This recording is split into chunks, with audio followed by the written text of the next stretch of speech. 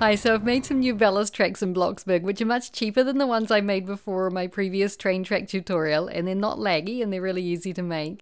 They use a special Christmas item though, these lumps of coal. It says only for sale during Christmas, so you can only make these if either it's Christmas time or you're stocked up on them.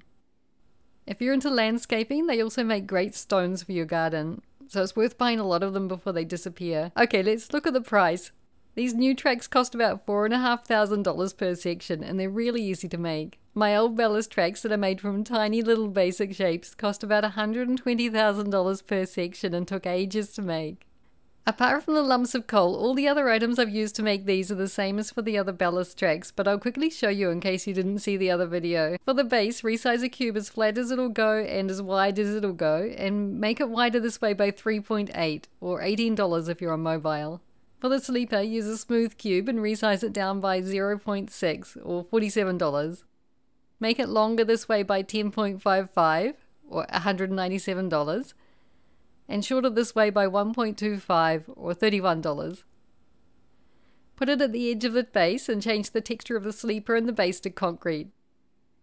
Then get some lumps of coal from the new or special section, or from your inventory if it's not Christmas and you've saved some.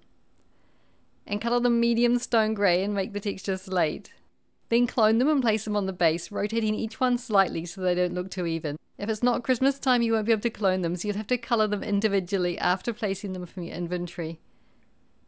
Okay, that's enough. I don't need to do the whole thing. To place the rails, resize the cube down by 1.15 or $19 and put one at each end.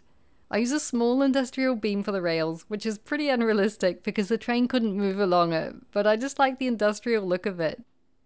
You can use a normal beam instead for more practical rails.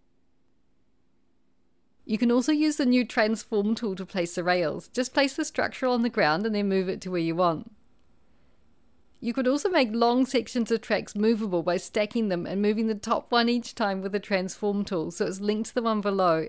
It's also clonable, but only during Christmas when the lumps of coal are for sale. It'd be so good if they were added all year round. And then place the industrial beam on the cubes instead of on the floor to make the whole thing movable.